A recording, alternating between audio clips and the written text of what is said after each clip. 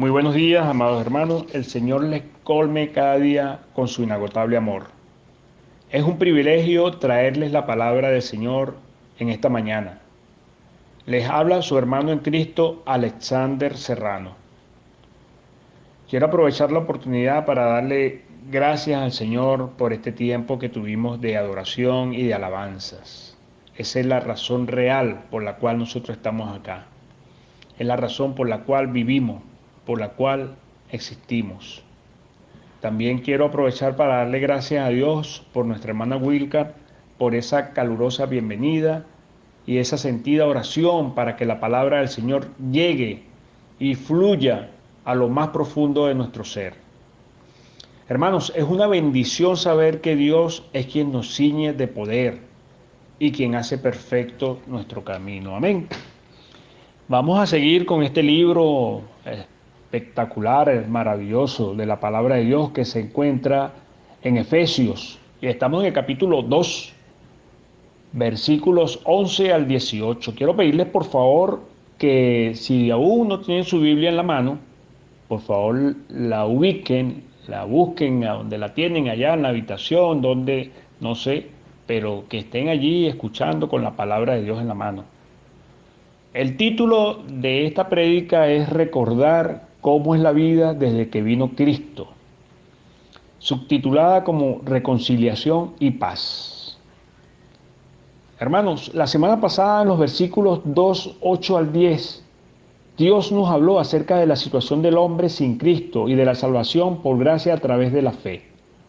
El día de hoy el Señor nos presenta un hermoso y poderoso texto, Efesios 2, 11 al 18, el cual nos habla acerca de la reconciliación por medio de la cruz. Ahora, en vista de que el versículo 11 comienza diciendo, por tanto, pudiéramos preguntarnos, por tanto, ¿qué? Para resolver este vacío simplemente vamos a leer el versículo 10 y así nos ubicamos en el contexto. Por favor, acompáñenme en la lectura. Esta palabra es verdaderamente extraordinaria. Dice, porque somos hechura suya, creados en Cristo Jesús para buenas obras, las cuales Dios preparó de antemano para que anduviésemos en ellas. Por tanto, acordaos de que en otro tiempo vosotros los gentiles, en cuanto a la carne, erais llamados incircuncisión por la llamada circuncisión, hecha con mano en la carne. En aquel tiempo estabais sin Cristo, alejados de la ciudadanía de Israel y ajenos a los pactos de las promesas, sin esperanza y sin Dios en el mundo. Pero ahora en Cristo Jesús, vosotros que en otro tiempo estabais lejos, habéis sido hechos cercanos por la sangre de Cristo. Escuche esto, hermano, porque Él es nuestra paz, que de ambos pueblos hizo uno, derribando la pared intermedia de separación, aboliendo en su carne las enemistades, la ley de los mandamientos expresados en ordenanzas, para crear en sí mismo de los dos un solo y nuevo hombre, haciendo la paz. Y mediante la cruz reconciliar con Dios a ambos en un solo cuerpo, matando en ellas las enemistades. Sigo acá en el versículo 17 y dice, y vino y anunció las buenas nuevas de paz a vosotros que estabais lejos y a los que estaban cerca, porque por medio de él, los unos y los otros tenemos entrada por un mismo espíritu al Padre. Aleluya. Este texto es uno de los pasajes más maravillosos de toda la Escritura, hermano. Recordar cómo es la vida desde que Cristo vino a nuestras vidas. Ahora, la palabra hechura suya del versículo 10, hermanos, y esto les puede sorprender, les puede impactar e impactar. La palabra hechura en el original griego es poema, que se traduce como poema. Significa la obra maestra. Ustedes se han puesto a pensar lo que Dios dice de nosotros, los seres humanos, aquí en la tierra. Él ya hizo ángeles, arcángeles, querubines, serafines, pero que después el Señor se voltee y diga, ustedes son mi obra maestra. ¡Wow! Es decir, el Señor programó que nosotros fuésemos su obra maestra, que nosotros naciéramos en este mundo de pecado, y nos da la oportunidad para que reconozcamos que somos pecadores. Dios planeó todo esto poniendo en la cruz a nuestro Señor. Cristo no murió por los ángeles. El libro de Hebreos dice que los ángeles no tienen un Salvador. Cristo murió por nosotros, somos su obra maestra. El plan de salvación que ha llegado a nuestras vidas es algo demasiado grande. Es algo como por lo cual nosotros deberíamos estar brincando de gozo. Podemos decirle al Señor, qué glorioso es que tú me creaste como un ser humano aquí en la tierra. Me has revelado tu evangelio para que nos enamoráramos de ti, Señor. Amado hermano, le tengo dos preguntas en una. Realmente son preguntas retóricas. ¿Cómo era su vida antes de conocer a Cristo? ¿Cómo es su vida después que conoció a Cristo? Les dejo esas preguntas en su mente y corazón mientras avanzamos en nuestra enseñanza central. Dice así nuestra enseñanza central: Dios ha traído reconciliación por medio de nuestro Señor Jesucristo para toda la humanidad. Aleluya. Repito, Dios ha traído reconciliación por medio de nuestro Señor Jesucristo para toda la humanidad. Eso merece un aleluya, un amén, ¿verdad? Es importante hacer un poco de historia, y es que los gentiles, la llamada incircuncisión, experimentaban dos tipos de alienación. La primera era social.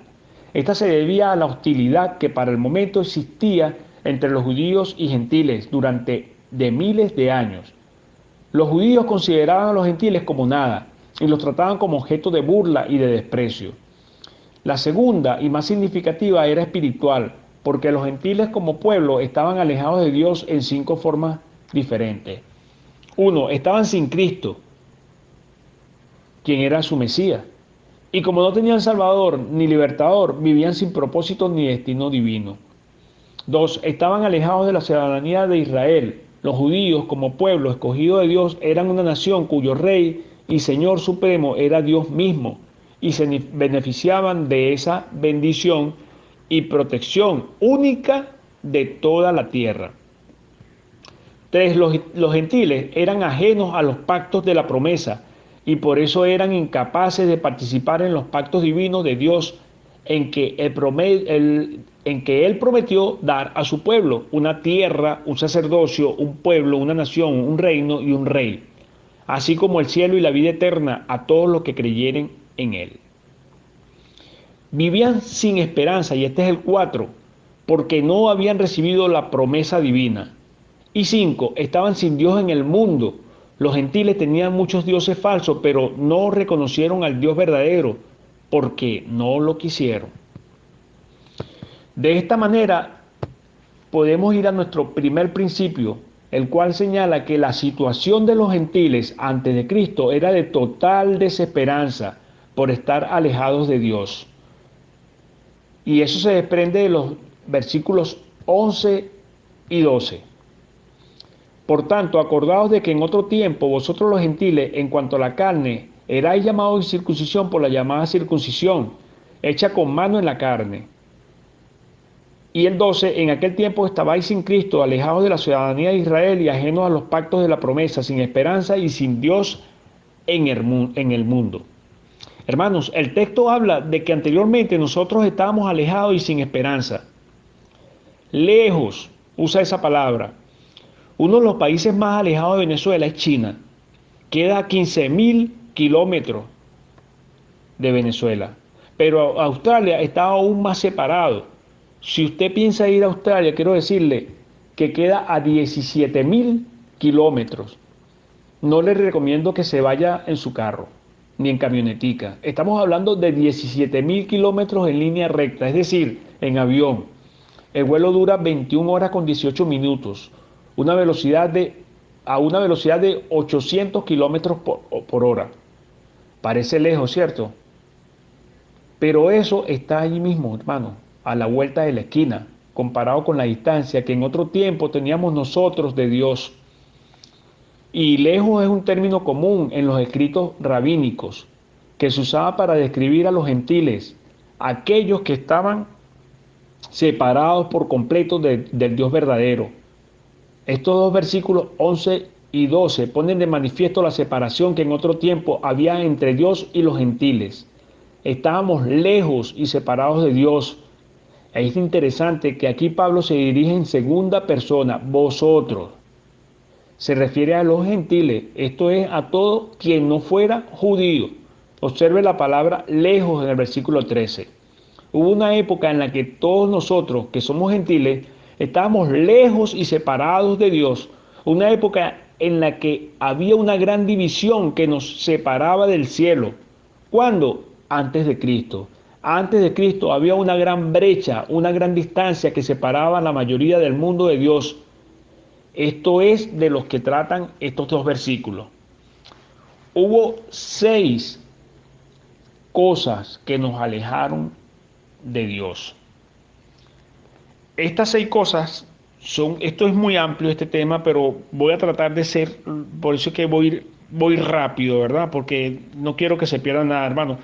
1, estábamos separados con una barricada de Dios por los judíos. Dios mismo hizo que la nación judía naciera de Abraham. Él había desafiado a los judíos a ser la fuerza misionera del mundo, proclamando que Él y únicamente Él era el único Dios verdadero y vivo y que iba a enviar al Mesías para salvar al mundo. Pero los judíos fallaron en su misión, se convirtieron en exclusivos, en super espirituales, orgullosos y soberbios en su religión y no lograron acceder a otros pueblos del mundo. Tomaron sus propios nombres, judíos, y se llamaron a sí mismos por ese nombre, pero clasificaron a todos los demás en un paquete con el nombre de gentiles. Tomaron el ritual principal de su religión, la circuncisión, y se llamaron a sí mismos por ese nombre, pero clasificaron a todos los demás como no circuncidados. El hecho es que nosotros como gentiles fuimos separados con una barricada de Dios por la religión, una religión que no habían conocido la verdad, pero que se había permitido volverse corrupta. 2, estábamos sin Cristo. Esto significa que nosotros como gentiles no conocíamos ni esperábamos al Mesías. 3, éramos ajenos del pueblo de Dios, es decir, de Israel. 4, éramos extranjeros del pacto y las promesas de Dios. Esto significa que nosotros como gentiles no éramos el pueblo del pacto de Dios. 5, no teníamos esperanza. Si no teníamos esperanza, no teníamos nada. Esto significa que nosotros como gentiles vivíamos con todos los temores y todas las ansiedades de la vida y es con tanta expectativa de muerte. Y 6, estábamos sin Dios en el mundo. Esto significa que nosotros como gentiles estábamos solos en este mundo. Es decir, nosotros estábamos perdidos. Perdidos, hermano. El solo hecho de que no teníamos a Dios. Pero hay buenas noticias. Y eso lo vemos en los siguientes versículos. Versículos 13 al 14. Primero voy a leer el principio. Dice el punto 2, el principio 2. La sangre de Cristo nos da paz porque nos acerca a Dios. Amén. Los versículos 13 y 14 señalan, pero ahora en Cristo Jesús, vosotros que en otro tiempo estabais lejos, habéis sido hechos cercanos por la sangre de Cristo, hermano. Subraye esa palabra allí, ese versículo 13 en su Biblia. Hermano, esto es grandioso. Pero ahora en Cristo Jesús, vosotros que en otro tiempo estabais lejos, habéis sido hechos cercanos por la sangre de Cristo, porque Él es nuestra paz que de ambos pueblos hizo uno, derribando la pared intermedia de separación. Hermanos, en este texto podemos observar que Cristo es la paz del hombre. Jesucristo es reconciliación. Cristo nos acerca a Dios. Hermano, esa palabra allí, pero ahora, son cataclísmicas. Un fuerte contraste. Cristo Jesús había llegado ahora al mundo. Una época en la que Él no había ingresado al mundo. Una época en la que los hombres estaban divididos y separados de Dios. Y estaban separados de Dios y entre sí. Pero ahora Cristo ha venido a acercar a todos los hombres a Dios y entre sí. ¿De qué manera Cristo nos acerca a Dios? Bueno, las Escrituras nos muestran que es por su sangre. Es a través de la sangre de Cristo que los hombres se acercan a Dios. Pero por la sangre. Pero ¿por qué por la sangre? Porque fue necesario que Cristo muriera para acercarnos a Dios.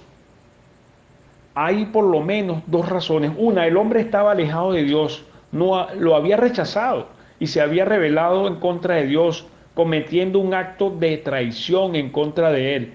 Incluso como sucede entre los hombres, la pena por alta traición e insurrección y, y el resultado sería separación y muerte. Había una sola forma en que el hombre podía volverse a acercarse a Dios si Dios lo amaba lo suficiente como para perdonar su transgresión y rebelión. El glorioso evangelio es que Dios sí amó tanto al hombre. Dios estaba dispuesto a perdonar al hombre. Sin embargo, había un problema. El juicio de exilio o muerte ya se había producido y la palabra del Señor no podía ser revocada. ¿Qué podía hacer Dios? Una sola cosa, hermano. Dios tenía que proporcionar un hombre ideal y perfecto para los hombres, un hombre que pudiera representar un modelo para todos los hombres.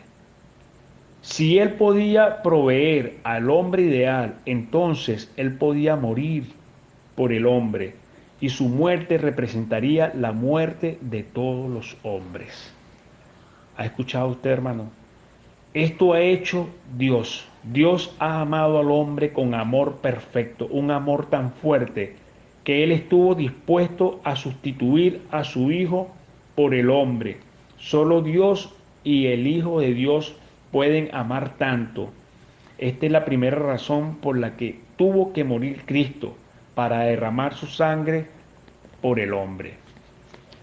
Dice la palabra de Dios en primera de Pedro 2:24, quien llevó él mismo nuestros pecados en su cuerpo sobre el madero, para que nosotros, estando muertos a los pecados, vivamos a la justicia, y por cuya herida fuisteis sanados.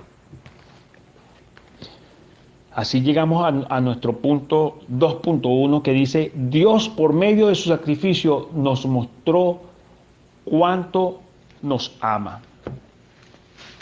Dios por medio de su sacrificio nos mostró cuánto nos ama.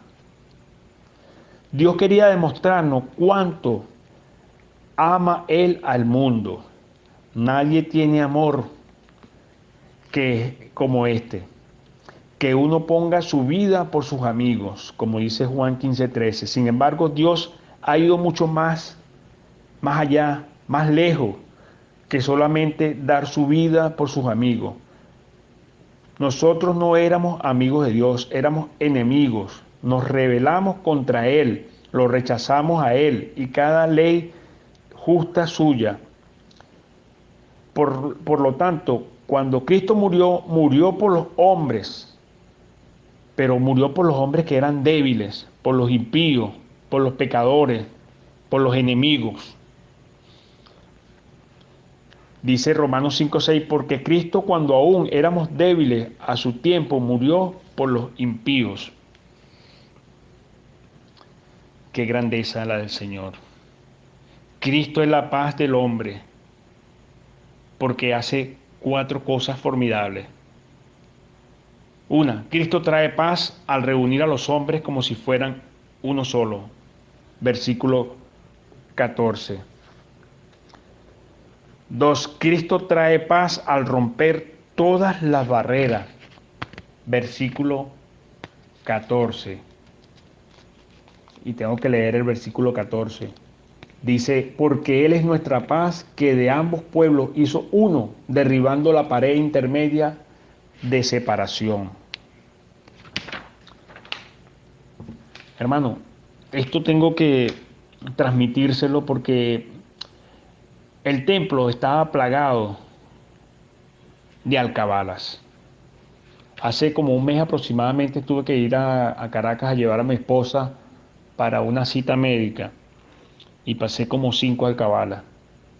Un viaje de qué sé yo, de 40 minutos se convirtió en 2, 3 horas. Y esta es una imagen tomada del templo. El templo estaba rodeado de una serie de patios. Yo le digo el Kabbalah. Cada patio tenía un alto muro que lo separaba del anterior. Cuando uno se acercaba al templo, primero ingresaba al patio de los gentiles. Allí es donde se llevaba a cabo la compra y venta de animales y el intercambio de dinero por parte de los adoradores extranjeros. Luego estaba el patio de las mujeres. Una mujer judía estaba limitada a este patio, a no ser que fuera para realizar un sacrificio. El patio siguiente era el patio de los israelitas.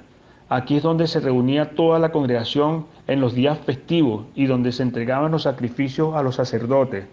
Seguía el patio de los sacerdotes. Este patio estaba dentro del templo mismo. Esta área era considerada sagrada y era accesible solo para los servicios de los sacerdotes. Finalmente, dentro del mismo corazón del templo estaba el Santo de los Santos, o el lugar santísimo, donde moraba la propia presencia de Dios. Solo el sumo sacerdote podía entrar al lugar santo y podía hacerlo únicamente una vez al año, en la gran festividad de Pascuas. División tras división, alcabala tras alcabala. Todo esto separaba a la gente de la presencia de Dios. Había carteles que colgaban del muro del patio de los gentiles anunciando que si algún gentil ingresaba a cualquier otro patio sería asesinado. La imagen es la de Jesucristo rompiendo todas las barreras y los muros que separaban al hombre de Dios. Ahora, todos los hombres pueden acercarse a Dios de igual manera a través de la muerte de Jesucristo. Los hombres construyen todo tipo de barreras y prejuicios en contra de otros hombres, pero la sociedad está plagada con barreras y prejuicios construidos alrededor de cosas tales como la raza, la riqueza, la apariencia, el color, la posición, la salud, la religión, la moralidad, etcétera, etcétera. Pero hermanos, Cristo ahora había quebrado todas las barreras y prejuicios, las había roto por la sangre de su cruz. Todos los hombres se acercan ahora a Dios y se vuelven dignos sobre la misma base, postrándose ante la cruz y entregando sus vidas al Hijo de Dios, nuestro Señor Jesucristo. Eso merece la gloria, la honra y el honor. Amén, hermanos. Y así, de esta manera, nosotros llegamos a este último punto, el que dice el punto 3: el sacrificio de Cristo abolió los rituales que separaban al hombre de Dios, dándole acceso al trono de su gracia por medio de la fe. Ya en esta ilustración que le acabo de hablar, ¿verdad?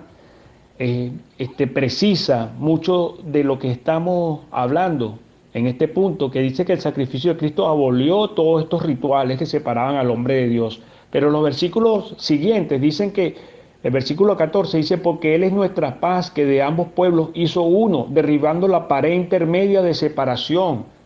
O sea, el viaje a Australia, que era de 17.000 kilómetros, ¿verdad?, que tardaba 20 y pico de horas, ahora se convirtió en un instante, aboliendo en su carne las enemistades, la ley de los mandamientos expresados en ordenanza, para crear en sí mismo de los dos un solo y nuevo hombre, haciendo la paz, y mediante la cruz reconciliar con Dios a ambos en un solo cuerpo, matando en ellas las enemistades.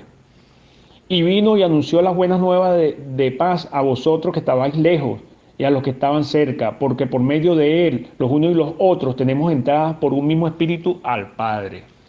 El sacrificio de Cristo trajo paz, reconciliación, unidad, hombre nuevo. Hay que considerar que cuando digo que Cristo trajo paz, me refiero a que Cristo mismo es la paz. Hermanos, esta palabra de verdad que el solo escucharla nos transmite una paz absoluta. Lo creemos. Cristo trae paz al borrar al enemigo de la ley que está en contra de nosotros. Antes de Cristo, el hombre tenía que acercarse a Dios a través de la ley. No obstante, el hombre descubrió algo. La ley no lo hacía aceptable ante Dios. Lo condenaba y le demostraba cuán lejos de Dios realmente estaba. Totalmente depravado. Cada vez que violaba la ley exclamaba culpable y pronunciaba la pena de ser imperfecto, indigno e inaceptable para Dios. El hombre descubrió que la ley estaba en su contra, que era un enemigo, pero ahora Cristo se había deshecho del enemigo y de la condena de la ley. ¿Qué podemos decir todo esto, hermano? ¿A dónde llegamos? A unas aplicaciones.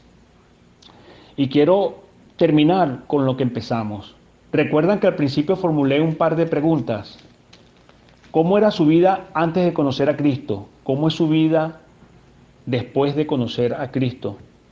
Seguramente esta palabra nos ayudó a ver un poco más cerca la vida de desesperanza, arruinada, vacía, sin destino, sin rumbo, sin destino, que teníamos antes de conocer a Cristo. Ciertamente la vida del hombre es nada sin un libertador, sin un salvador, pero gloria a Dios por darnos acceso al Padre por medio de su obra redentora. Recuerden nuestra enseñanza central, Dios ha traído reconciliación por medio de nuestro Jesús, por medio de nuestro Señor Jesucristo para toda la humanidad. Yo puedo decirles, amados hermanos, referente a la pregunta, que mi vida antes de Cristo giraba en torno a los deseos de la carne. Para hacerme entender en cuanto a esto un poco más, tenemos que leer cuáles son las obras de la carne. Gálatas 5, 19 al 20. Y manifiestas son las obras de la carne, que son adulterio, fornicación, inmundicia, lascivia, idolatría, hechicería, enemistades, pleitos, celos, iras, contiendas, disensiones, herejías, envidias, homicidios, borracheras, orgías y cosas semejantes a estas, acerca de las cuales os amonesto. Obviamente no practicaba todas estas cosas, hermanos, pero eso no me hacía menos pecador. Simplemente practicaba el pecado. Y que dice la palabra del libro romano, que la paga del pecado es muerte. Yo pregunto, ¿no es esto lo que hoy en día la mayoría de la gente hace y practica? Tal como dije, yo también practicaba muchas de las cosas descritas en este pasaje. Eran mis deseos, y todo esto es voluntad del diablo, que usted lo practique. Haciendo la voluntad de la carne y de los pensamientos, y éramos por naturaleza hijos de la ira. Ahí vemos una breve descripción de cómo era mi vida antes de Cristo, tal cual era, quizás para ti también. Esta fue tu vida antes de conocer a Cristo. ¿Cómo es mi vida ahora? Puedo decir, hoy en día vivo feliz, con gozo, sirviendo al Señor cada día al lado de muchos de mis hermanos, de mi esposa, de mis hijas. Es maravilloso sentir que ya no llevo esa carga de pecado sobre mis hombros. Esto me da paz y tranquilidad. Carga que por muchos años llevé y aunque me parecía normal, estaba tan desviado de la verdad y viviendo una vida vana y sin propósito. Por supuesto, como dijo Pablo, no que lo haya alcanzado ni que ya sea perfecto, sino que prosigo por ver si logro hacer aquello por lo cual fui asido por Cristo Jesús, Filipenses 3:12. Pero sí puedo decir con certeza que hoy en día mi vida es otra. Libre soy por la obra y misericordia que hizo Jesús en mi vida, lo mismo que quiere hacer por ti. Solo tienes que reconocer tu vida de esclavitud del pecado y creer en su obra de amor en la cruz y aceptarlo en tu corazón. Es posible que aquí haya alguna persona que se siente identificado con estas palabras. Quizás estás inmerso en las obras de la carne. Quizás está tu vida hundida hoy y no has podido soltarte porque estás amarrado con el lazo del diablo. Estás cautivo y el único que puede soltarte de ahí se llama Cristo Jesús, aquel que lo hizo en mi vida en el año 98. Y hoy doy gracias a Dios por haberme librado de la voluntad del diablo, trasladándome al reino de su amado Hijo Jesucristo. Colosenses 1:13 al 14 dice, el cual nos ha librado de la potestad de las tinieblas y trasladado al reino de su amado Hijo, en quien tenemos redención por su sangre, el perdón de pecado.